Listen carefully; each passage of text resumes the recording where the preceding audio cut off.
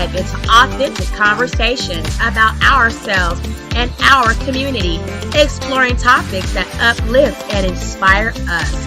From personal growth to social change. So grab your teacup and get ready to join the conversation.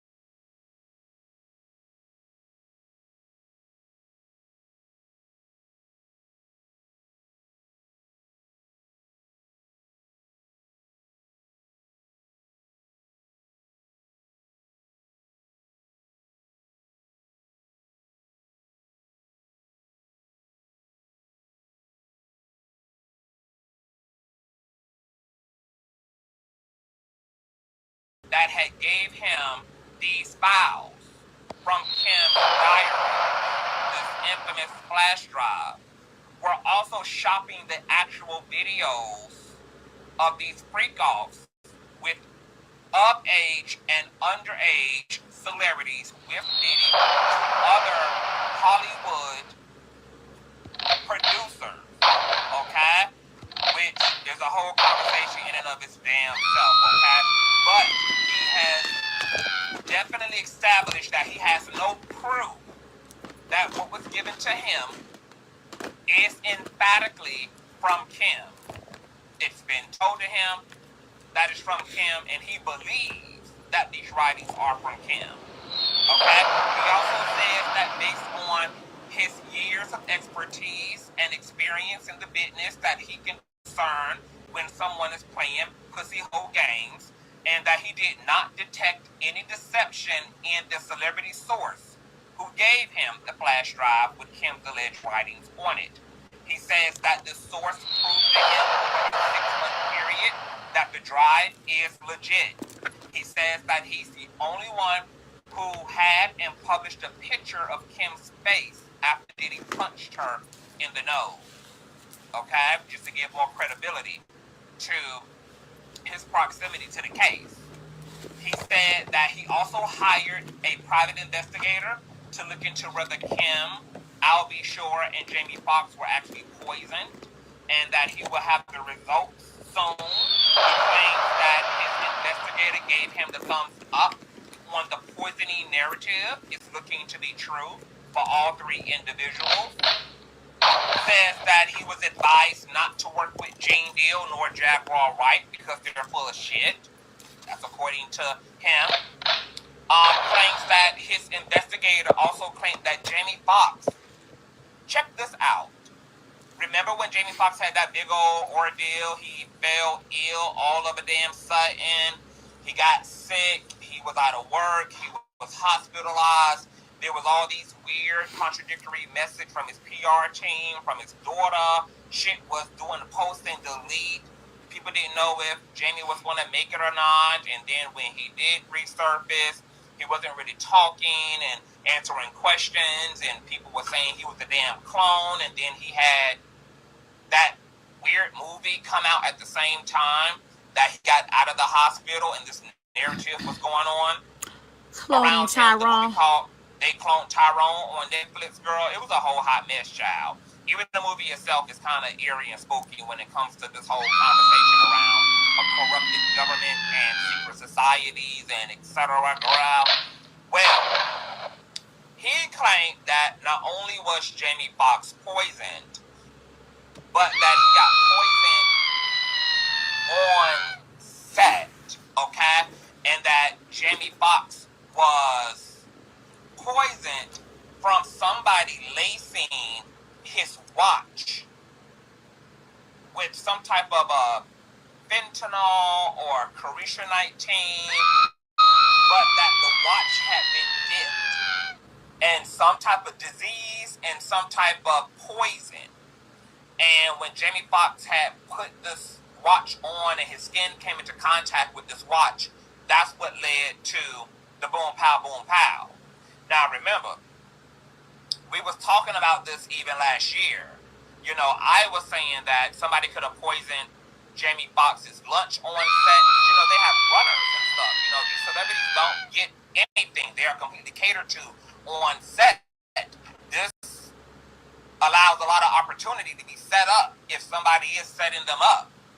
Because whoever is supplying the water, supplying the food, the driver, etc., it can be any suspect who can do anything. You know, these celebrities aren't really thinking much of it. So, apparently his watch was infused.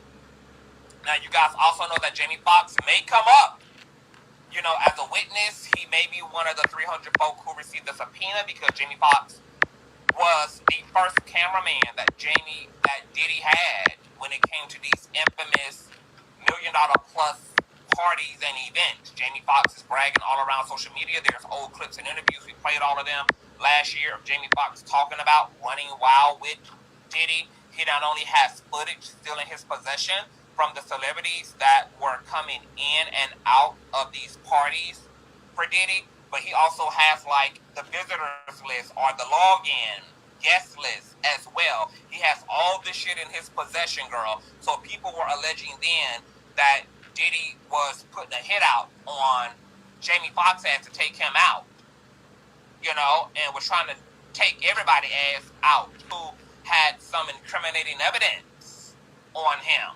So Jamie Foxx very well could be subpoenaed. Jamie Foxx has also been caught in a lot of shit, from this Diddy shit to the strange illness shit. And then you guys know he was also caught in that whole heist from the guy from the Fugees who was caught up in that like multi-million-dollar scam between the United States and another country, and all this shit with treason and shit, and Jamie Foxx was an alleged like witness on the stand. It's just been a mess. Him and Ashton Kutcher, girl, they've had a lot of legal woes, honey. There's been a lot of things going on with these folks. Also, he said that Diddy secretly, okay, yeah, I talked about the Ice Cube situation, okay? That Diddy infuses his guests' drinks with infused ice cubes that are infused with cocaine, Molly, poppers, oxycodone, pink cocaine, and all them type of things. So people have no idea how to trace, you know, what happened to them and at what point did they start feeling bad. Because even if somebody says, hey, you might have had a drink spike, or you might have had a Spanish fly, or some type of a date rape drug put in your drink, the person can say in response, well, no, because I saw the bartender, or I saw Diddy, or I saw the server pop a fresh can of soda, or pop open a fresh bottle of wine or liquor in front of me. It's not the content of the wine or the content of the liquor or the content of the soda. That's where the hidden hand is. It's those infused as ice cubes that are drugging the girls and the boys down to the ground, baby. Now, we also know that Al B. Shore is contesting the credibility of this tell-all book, claiming that he's going to sue, and that the things in this book are not true, because within the four walls of this book, apparently Al Shore and P. Diddy was getting down all up in each other's pussy, girl. Al B. Shore is saying absolutely the fuck not. People are not really believing Al B. Shore. The questions around why would he allow this man to come in and take his family away?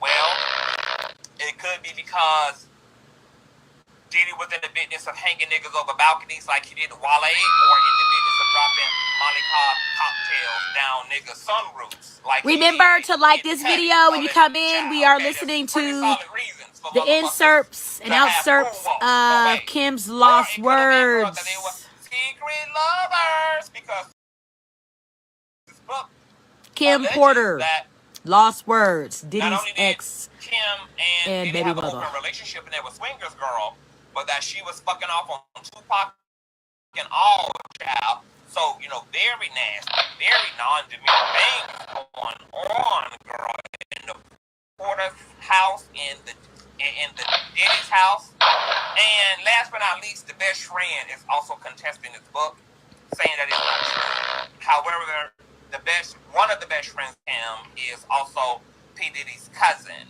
So, you know, take that what you will. Now,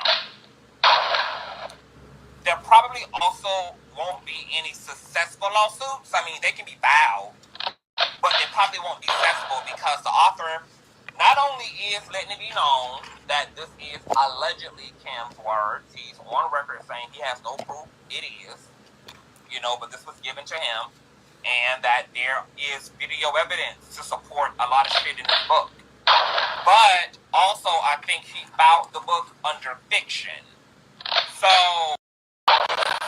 helps to protect him in case a motherfucker like Albie Shore or, you know, anybody else who's still alive and amongst the living in this book who got ran down on, tried to sue his ass. Okay? So, you can take this book for what you will. Okay? It's going to be a matter of faith in terms of whether you believe the word in this book. I also want to say this.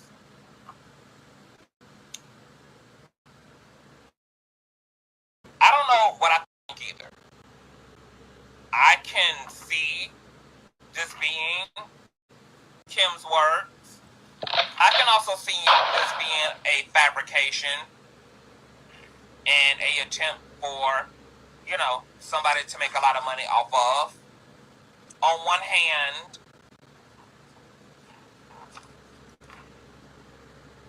we all knew Kim was deeply in love with P. Diddy.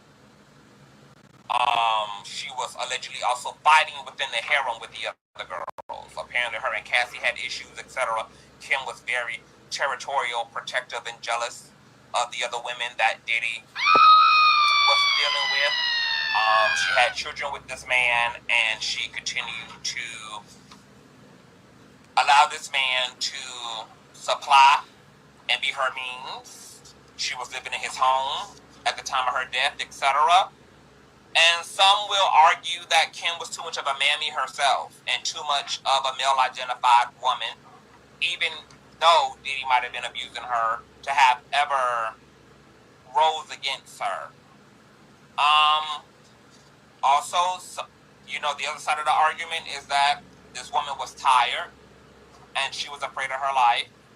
And apparently people in her camp was aware that she was growing in concern for her safety.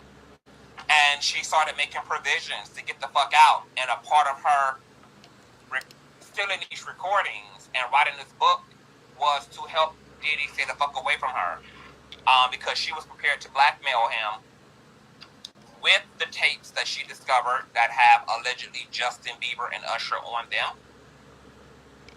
But this attempt to evade and to escape P. Diddy might have got back to P. Diddy, and this might have resulted in him assassinating her, because he was aware that she was leaving, that she was preparing herself to expose his ass if need be, etc.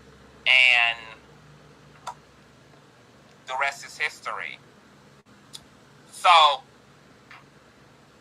take it for what you will, once again. Alright, let the readathon be gone. Right, shout out to everybody in the live. Alright, y'all ready for the reading of Kim's Lost Words, okay? We are bringing you a great commentator, a great narrator by the name of Conscious TV. I've been watching Conscious TV and a great fan of his show, excuse me, for many years. I love his material. He is very educated, very spiritual, very mindful, very open, aware, you know, with all of the ups, downs, ins, outs, and arounds of life and everything in it. Conscious is a very good go-to for understanding, awareness, and insightfulness on his channel. Okay. So I have, you know, selectively chosen Mr. Conscious TV to listen to him narrate for us, the blessed besties over here on Tanisha Talks Teas, to listen to the reading of Kim's lost word book about her and Diddy. Okay, so I'm gonna continue to send out my invites, you guys, before I start, and then I'm gonna maybe give like 5 minutes for people to get in and accept the invite. Okay.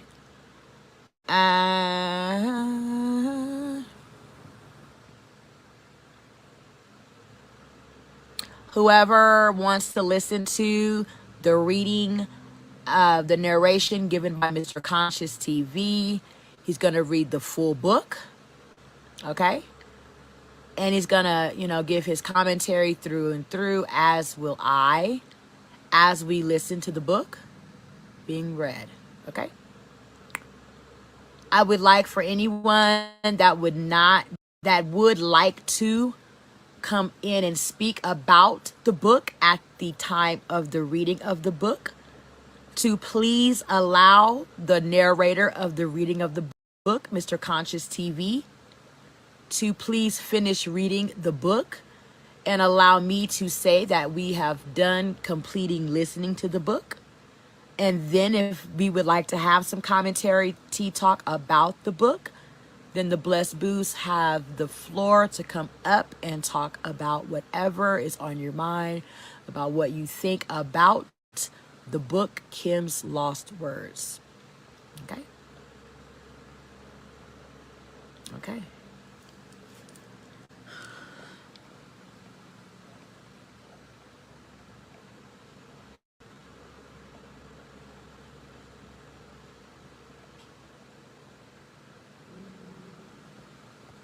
So, of course, I have the capacity of a lot of friends on Facebook. I am a poppin' person. That's why I am blessed to have all of these besties, okay?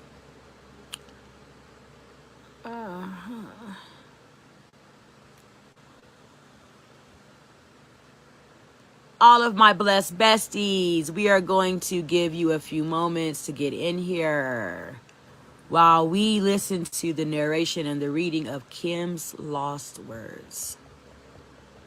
Okay? I mean, I have got...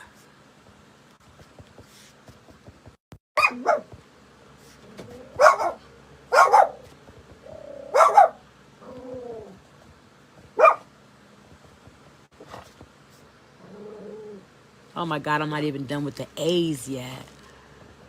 Okay, I'm just going to give some time for people to get on in here while we listen to the reading of Kim's book, okay? So I'm not going to start it until it's 2:52. At 2:57, we're going to start the listening of... To myself a lot.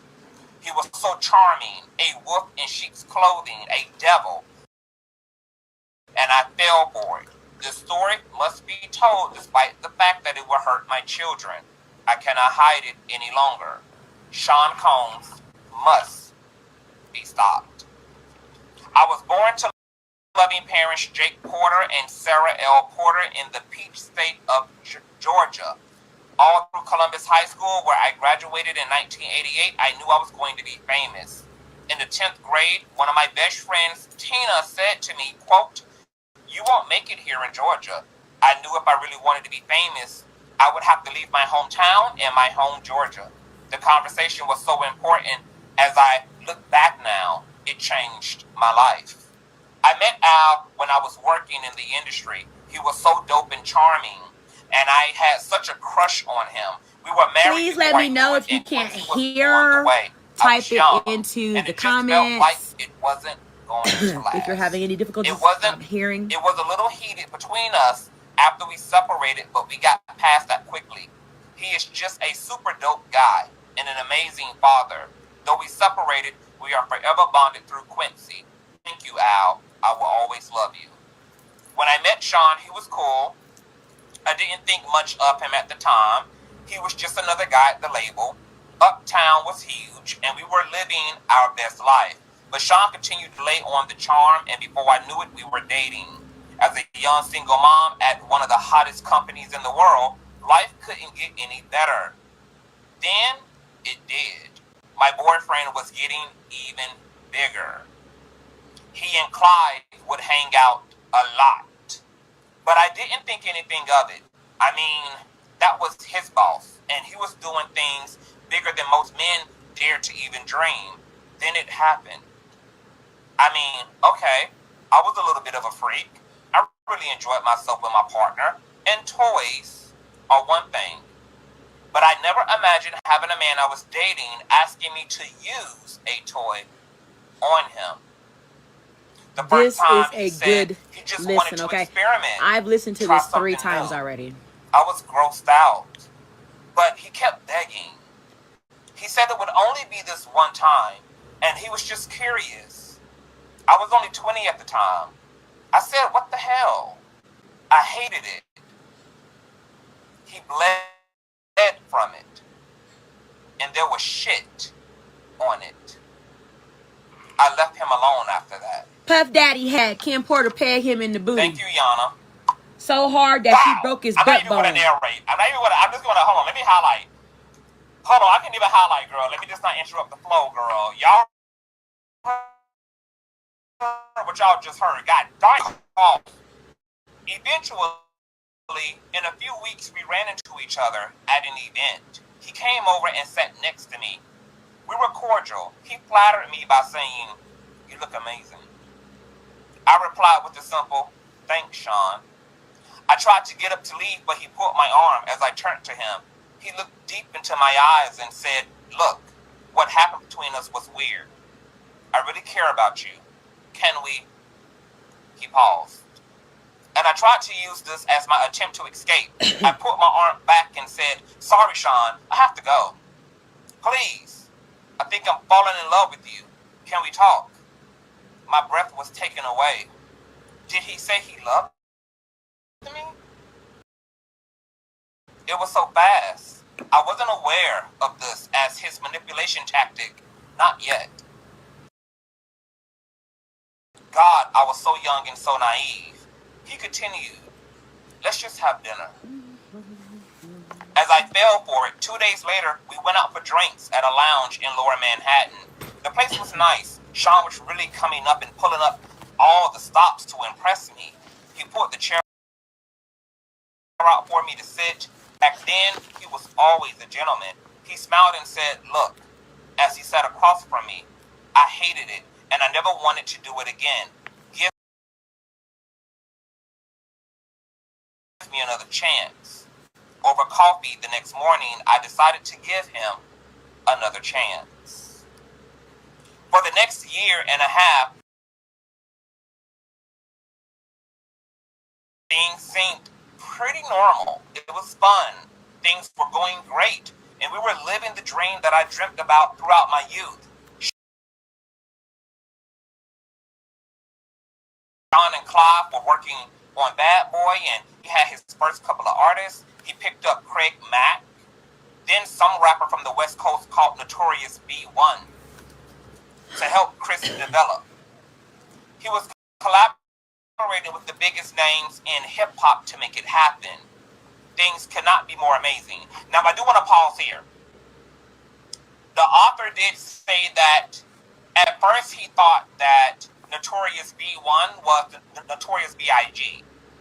But he said upon further research, he he found out that Notorious B.I.G. was actually artist. He was like a writer and a rapper, but that this isn't the Notorious B.I.G., but this other individual. Continue to read.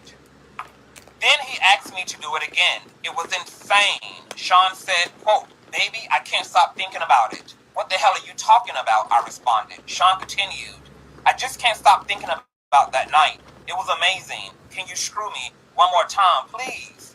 I became infuriated. "Why don't you go to Clive? He's the one screwing you, isn't he?" Then Sean hit me. This was the first time, but he slapped me hard. Before I could form words, he began to beg, I'm sorry. Holding my cheek where he hit me, I turned and ran off. That should have been it. But I guess I'm a glutton for punishment. He sent flowers and a bunch of expensive gifts. Then we bumped into each other at another industry event. He sat down next to me. This was deja vu. Sean started. "Imagine running into you here. Get the fuck away from me," I forced out. He became more serious as he said, "Look, baby, I'm sorry." But I just glared at him. "There's nothing you can ever say to me. Nothing." After an awkward silence, he finished. "You know I love you. I love your son. He's my son. I don't know how to fix this, but I'll do anything. I'm sorry." Shit, he can be so sweet. Here we go with the love thing. This time, I'm not falling in. He was great with Quincy. Hold on, wait. This time, it's not falling in. He was great with Quincy. And to be honest, despite everything, I missed him. As he stood to walk away, I remember hearing myself saying, "Call me later." What the fuck is wrong with me? Chapter 4, Forgiveness. Sean arrived with flowers in hand. He wanted to see Quincy. He was so good with them. And Quincy ran over to hug him. I felt my heart melting. He asked Quincy, "How you doing, Tiger?" Quincy looked so innocent as he responded, "I'm good. I miss you." Sean's response sounded genuine. "I miss you too. We'll hang out tomorrow, okay?" "Okay." Sean gave him a love tap on the butt. "It's bedtime." Quincy replied, "Okay, good night," as he turned to head toward his bedroom. Here was the man I fell in love with, but what was I thinking? Shit, not only does he want butt plugs, he slapped the shit out of me. So why am I still talking to him? They say that love is blind, but is it stupid too? As Quincy left, Sean looked at me and smiled. "Baby, let's go have some fun. The babysitter is on the way. I just want to show you a good time." I was so mad at myself for melting as I said, "Okay." We sat on the couch laughing and genuinely having a good time when the doorbell rang. The babysitter had arrived, and so we left. As we exited the house, a big man climbed out of the limo and opened the door for us. He wore a sharp suit with the GUN notably tucked under his arm. I thought to myself, he could have made it invisible. Or did he want me to see it? Despite my reservations, Gene was a sweetheart. He was very courteous and polite as he tipped his head and said, "Good evening, ma'am." Gene drew a smile out of me as I responded, "Hello." Gene and I would see each other a lot after this day. Chapter 5, Sean Nils. Are you guys having a good time? If you guys are enjoying yourselves and you're here for this riveting, girl, I wasn't expecting Kim to come out guns blazing, just in the first 2-3 chapters, baby. Wow. Thumbs up the video and share, please. Moderators, please encourage everyone to thumbs up and share the video. Chapter 5, Sean Nils. The year passed and thankfully we didn't have many bad arguments, although Sean was strangely getting into voodoo.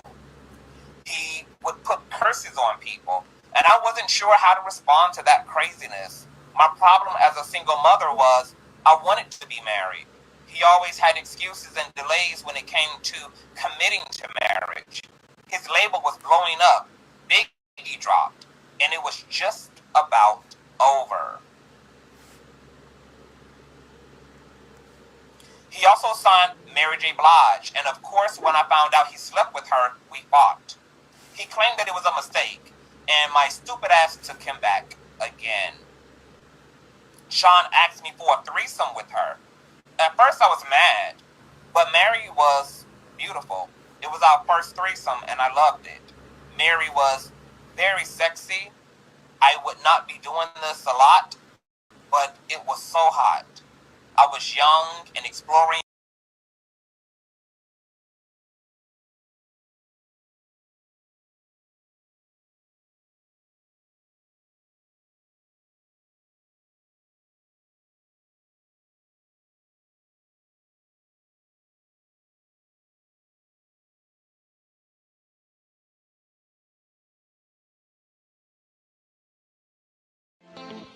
Thanks for watching. Remember to show your support by liking, subscribing, and sharing.